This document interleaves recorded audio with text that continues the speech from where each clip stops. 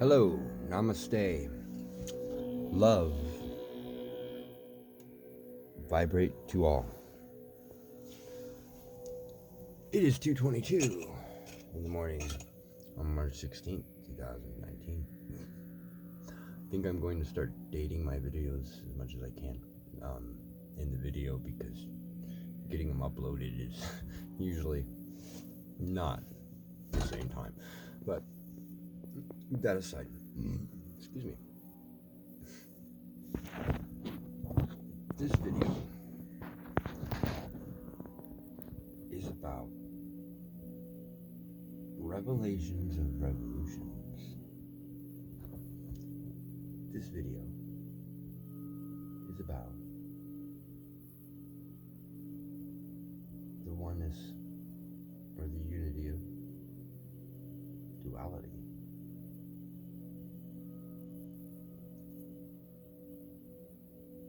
This is about what the Mandela effect or quantum effect is awakening in us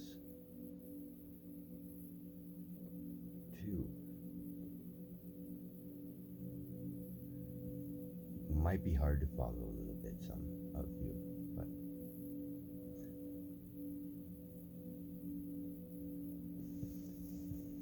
those of you that are going to be on the same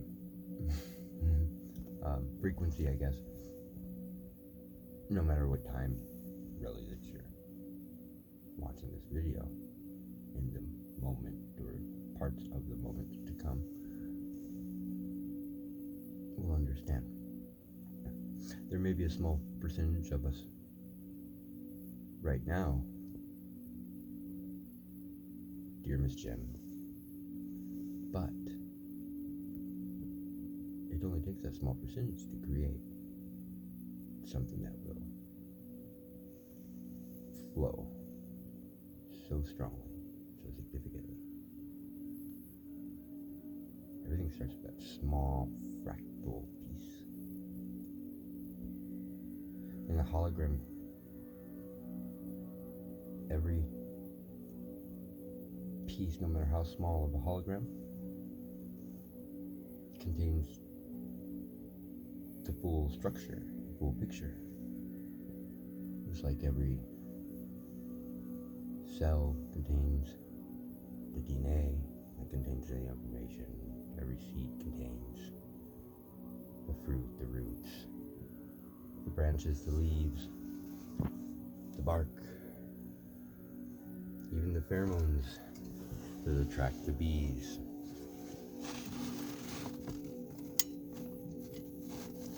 We are all connected.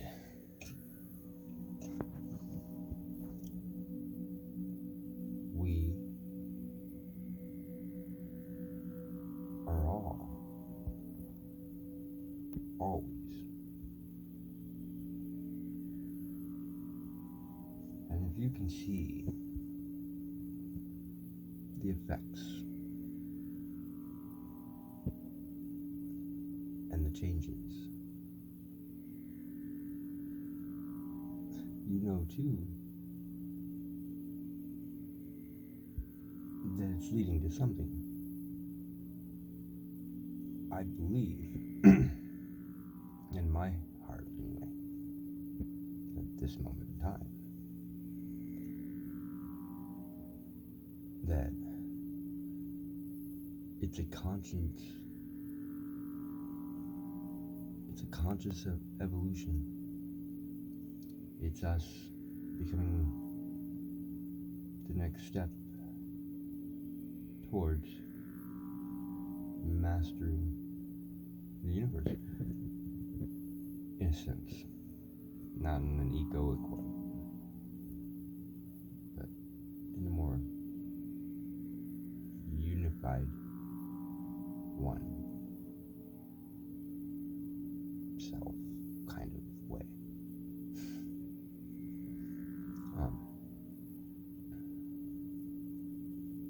I'm going to dedicate this video to a fellow YouTuber. I don't really like that term, but a fellow light warrior, a fellow old soul whose videos, every time I watch them, happen to not only sometimes move me, inspire me, and give me a certain amount of energy that helps me to find strength. Gems.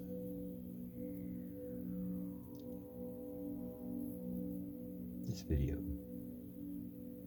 I'm dedicated to you. Hope it resonates. Not that I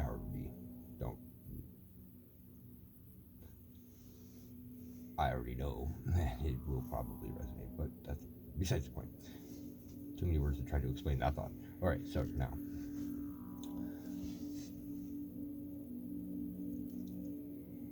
Everything is a reflection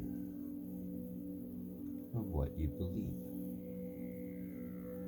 We, the affected, that can see the changes in physical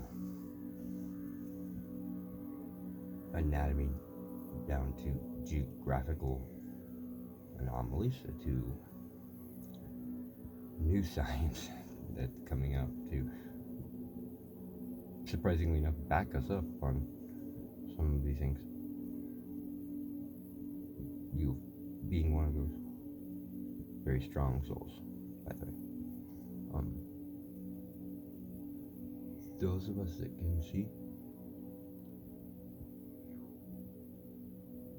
we are simply going to be playing by different rules in the new earth, the new world, the new awareness.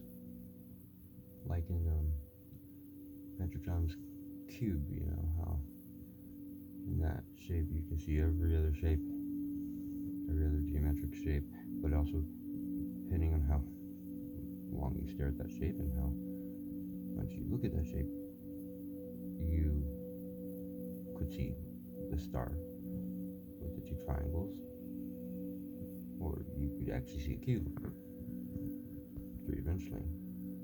See, I think reality, this is going to sound cliche, but reality is an illusion. And I understand what they meant when they said that. A little bit better, anyway.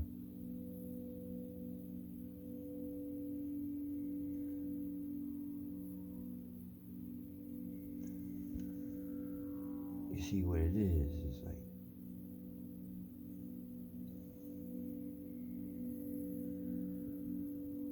everything that we manifest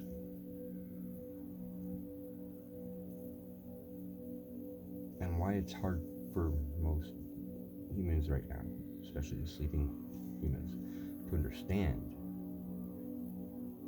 and be able to comprehend manifesting our own reality, is that they're too focused on the reality that they think is reality that's already been put into flow. I want to say, again, words really hard, but if you're with me, then you're already up here in the thoughts. So here's what's happening. It's like belief is very important. They told you that. Everybody really knows that.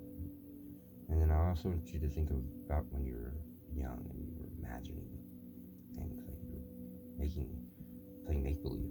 That's the best thing, because that helps you actually imagine it and see it and dream it and think about it, how it would be, and how if you ever get to be that, when you get to be that, then you'll be a better one, because you'll already developed and grasped an understanding of it. Now, that imagination the imagined world that does actually help shape your belief. And if you can believe in that, then there is magic there. And what I mean is that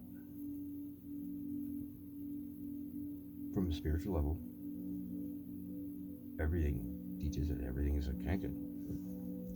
From a scientific level, we can prove this with the existence of the Higgs boson field, and the what I just like to call the ether, but the field of energy exists between all things. Like when you look at a telescope from one spectrum, you'll see stars as being separate pieces of light and space in the middle of it, right? Whatever gas, dust, fraction or reflection that shows us different colors there. We as human beings looking through our eyes and through some of our telescopes, for instance, will see a certain spectrum. But to see it when we can look through a telescope at a different spectrum, we can see that it's all connected. Surprisingly, too, that big photo of space or different universes, when we look at it all connected, it happens just, at least visually to us, I guess, when they represent us, that spectrum looks just like our synapses firing in our minds, our brains. Now, here's where the science is getting screwed up, but I think they're learning. The soul does not reside in the brain. The brain is an organ. And the soul encompasses the entire body.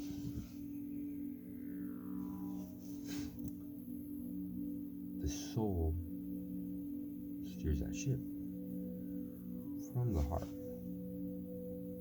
whether one knows it or not.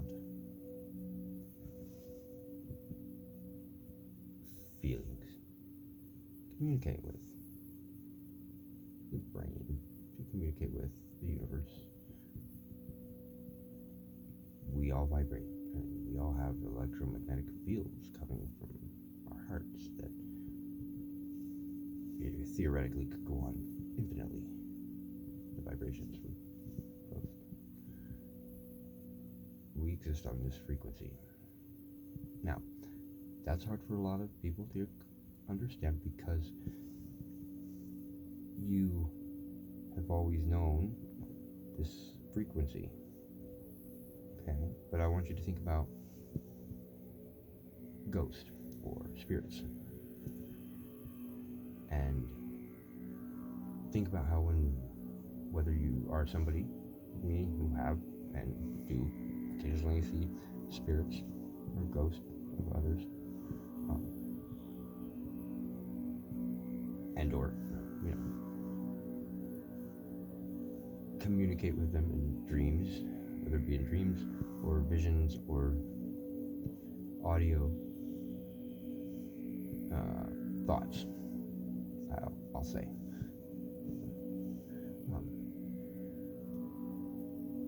Think about the realm when we see them. They're there, they're not there. And most people can't just see them, right? And that's because they're on a different spectrum, let's say.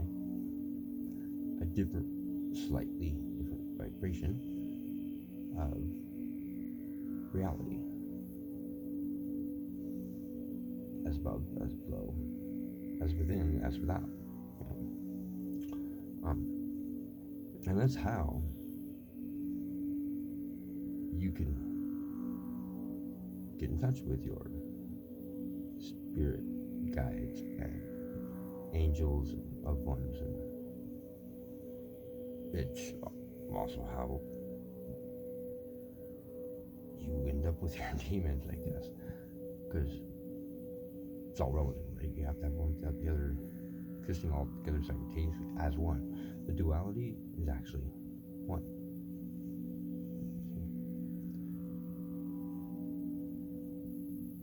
a good way to look at parables, by the way, as a side note, whether they be from Jesus or Muhammad or any other parable that has been heard or will be heard, you know they're true when you take universal principles, the 7 hermetic principles, and universal laws, whatever you want to call them. There are 7 principles that nothing is above, and it helps create everything. And you can ponder these principles on a philosophical and scientific level for a long time. But all those principles, if you look up hermetic principles, you'll find out what they are. You'll see them. They're also natural laws of science. All of those principles exist and can be represented in a parable and or a story and or sometimes a word or even a emotion or thought. Now, the way the manifestation works of our reality and of our dreams, the ones that come true and the ones that never do, is that you start to think. You start by thinking, by visualizing, by dreaming, by imagining what you want. Now, consciously, you then have put intention and energy towards that thought.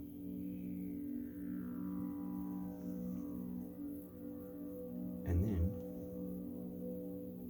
that energy begins to manifest, but not as the physical thing right away. Okay? First, always, it begins to manifest on that spiritual plane, let's call it, on that unconscious realm of thoughts, which are very powerful, because that's where we come from and where we go. Because again, everybody's always trying to talk about and ponder what happens when we die. But I saw this thing that made a good point. I think it is actually from the Tao, but either way, it was a video that posed a question. But well, logically, if you believe that we are immortal and have a place after life, that means you must have then had a place before life. That's a good question for everybody to ask, really. But so this place that was reality, or the building blocks of the reality that you have always known to exist, this vibration, is where manifestation starts, begins. It's where cause and effect begins. It's where polarity is created. It's where the rhythm is decided and heard. Okay? And that's what's going to put that energy into a creation of physical reality, whether it be what we conceive as or represent as God created, the physical earth itself, like rocks that have been around so much longer than us and take it so long to actually be created, or whether it be crystals that come from those rocks, from the minerals that have had to spend millions and millions of years to form, or whether it be words or songs or poems or videos of thoughts and rambling trying to make order of all this chaotic beautifulness around us that we call reality, trying to understand something that we really already understand. Because let's face it, you could look at it like, okay, the earth as an organism in itself, and then we would be part of that organism, organs of it, I guess, maybe the hearts and the brains, maybe, who knows, and then us, physically, break down to DNA, genes, and genes give us all the information we need to become, physically anyway, us, and I believe emotionally too. It's all fractals or fractals really, but the manifestation starts, of course, then in that realm where spirit lies. Hence why your angels will be always watching you back, and why you have to watch out for your demons, because in that realm everything is connected, not only, but it's already, time isn't really relative, or not like it is here. So what I think is happening with those of us who are blessed and cursed with the Mandela effect and all of the challenges and rewards that it brings us is that we're beginning to awaken to being able to see a larger spectrum of what reality really is.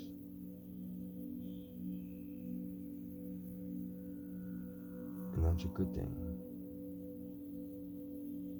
And I think most of you know that most of us are, or most of the people you meet are probably, I'm thinking, at least in my opinion, really good people that are conscientious.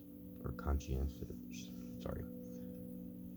Smoking, of course, because as I say, you should definitely smoke weed if you want to smoke weed. And if you don't want to smoke weed, well, then you shouldn't smoke weed. But if you want to, you should. Sorry. Still not saying nothing. Had to get it out. Hope you're following me, but anyway, some of this is complicated. You just have to actually ponder it for a bit, but then you'll get to that aha moment where you're like, oh, I get it. And you know how you'll start to know? And this, actually, I'm thinking of, because I was thinking just now of since there's a field of energy, and of course there's, for the scientists out there, the field of energy connects everything, okay? That means that, now for the spiritualists, in one of Jen Gem's videos, she was discussing how she could smell nicotine on her fingers, and she didn't smoke, but the person that she happened to have been chatting with, I believe, on the computer, was smoking, even though she didn't even know he had ever started smoking, and didn't know he was smoking at the time, but then realized it, and so in a sense she sensed that, right? It's like the when they take a photon, they split it into two photons, and they send one way and one the other way, and then they hold them, and they manipulate this one over here with electricity. The reactions that this one has simultaneously at the same time have the same reactions over here with this photon. That's because when something is together, which we are all together because of not only the field of energy, but because we all come from that same seed, I guess, we became all one. So no matter how far apart we go, we will all feel as one.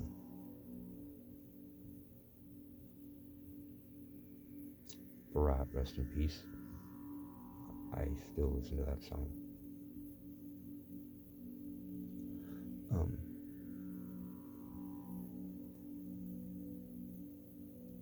all of us sensitive people, right?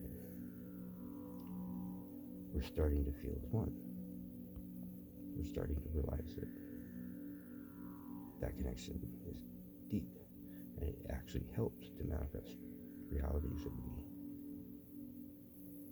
believe. The ones we want, the ones we don't want. Because of course, if you're expressing how much you don't want something to happen and you're worried about it, then that puts a lot of energy and intention to that unconscious thought that then says, oh, so that's what we need to make happen, because that's the belief of this soul who's in this two-dimensional body and living out this existence for the many spiritual purposes that are uncomprehendable at the moment because of the oneness. Okay, that was probably really not good, but anyway, it goes down like Trust Me, the trail, which I'm posting right before this, so you should actually check that video out. This is that's really an illusion too. Hindu's really right. This is all an illusion. There's a lot of things that we're realizing, and that I'm realizing, especially like with this whole moon Mandela effect in Earth's atmosphere. You know, if you don't know, the moon, and you can look this up for all you scientists out there, you can look up accredited science journals and NASA sites, and for all you that don't believe in NASA, well, you'll love this one.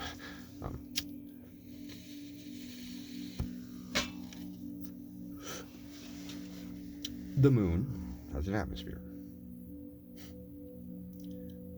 For me, the moon didn't used to have an atmosphere.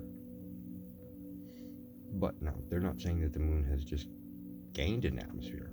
They're saying actually the data that they missed out is actually pretty old data that they re-looked at, and they're now saying, oh, well, wait a minute, no, the moon has like just an atmosphere. Which is cool now. It's ironic and funny because my one friend who doesn't believe in the Mandela effects, but is a kind of trivia nerd, knows a lot about space, at least what we've been taught, and says right away, no, the moon doesn't have an atmosphere. But then when he goes to research it and figures out, oh, well, it does, it's a small atmosphere. Where my father says, oh, I always remember them teaching me that there was an atmosphere. And he was alive when they walked on the moon, so see how that works, and that's how flip-flop works, right? Mandela effect people, that's actually how the flip-flops work, because it's material world, and when there's energy and focus put onto it, and when there's taking into consideration where we are in the cycle of things in the universe, even the ancients said, the world will change this time. We'll still be here, but the rules will change as well. We will change. And I think sometimes even the hard personal things that we all have to go through, because that's why Mandela effects matter, by the way. Those hard personal things, they're teaching us a responsibility, in a sense that, and a knowing, they're giving us a wisdom that these abilities to affect and manifest reality, where we're getting ready to go to, they are not to be taken lightly. They are very important and powerful. And I'm using those words both because they ring true to this, and at the same time couldn't possibly even express really what it means.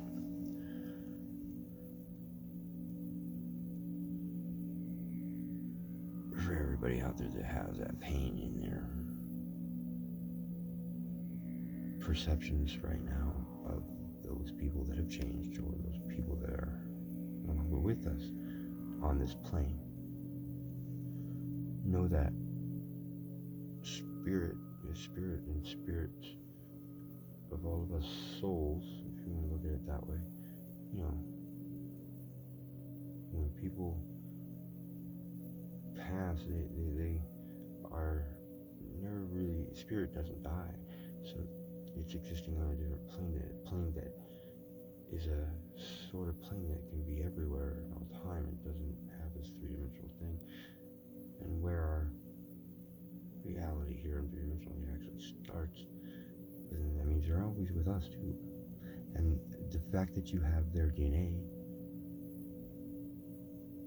whether it be on a level of family or whether it be on a level of experience that helps build the DNA that we have with family that's not biological, but you know what I mean, friends, family, the experiences of anything, that DNA is what also has and contains the information and ability to contact and be in touch with those spirits in that realm. I think that's going to make sense to some people. It's that fractal thing. And you know what? Here's the thing that's going to happen to people that are dealing with these new, let's call them extrasensory things, or ESPs, extrasensory perception. When